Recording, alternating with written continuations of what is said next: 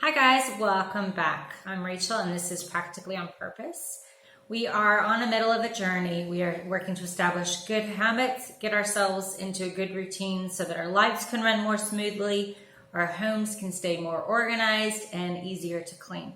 So right now we are on day 17 of our 31-day journey. Today we are going to talk about sleep. This is one of those intentionality things. You have to be intentional and you have to recognize the importance of sleep to prioritize it. Now, while those of us who have small children, we may be very tempted to say, oh no, I'm going to get a lot of work done. Kids are finally asleep. I can finally get things done. And while that might be really tempting to do, remember we are trying to set ourselves up for success.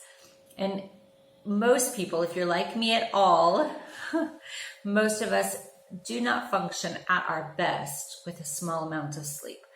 And so while we may have a very productive day today and get a lot of things done today, after we've gotten the children to sleep, then we'll wake up crabby and grumpy and be in a bad mood and be very lethargic tomorrow, or at least it will catch up with us eventually if we continue trying to do that way.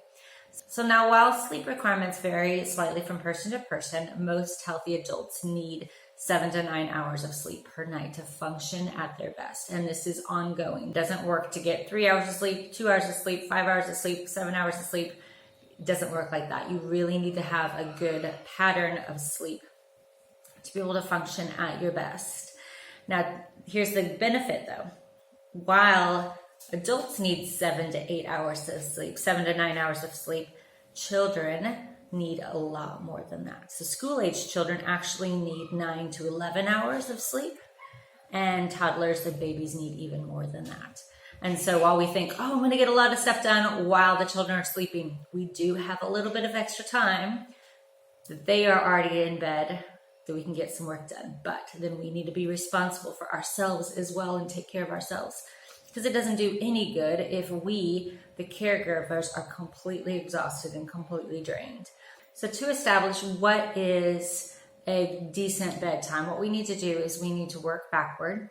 We need to find out, okay, so for my family, for example, my children and my husband leave the house before 7:30. So they aim for 7:20 to leave the house. So in order for that to happen, we need almost about an hour to get everyone up and ready and fed before they head out. So between 6 and 6:30 is when we try to wake up. And so to work backwards, then that means if I'm going to want to have 8 hours of sleep, working backwards, then I need to get to bed by 10 o'clock, 10:30 at the latest. And so then that means working backwards again, I need to start my evening routine by about 9 to be able to wind down, have a little bit of me time.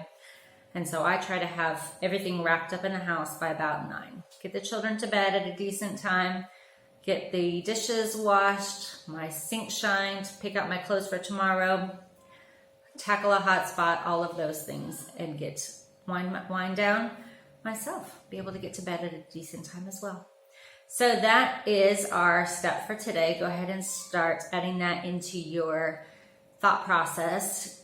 What time would I need to get to bed to be able to have an efficient night's sleep so that I can function at my best tomorrow? And it's how your body's been created. So take care of your body.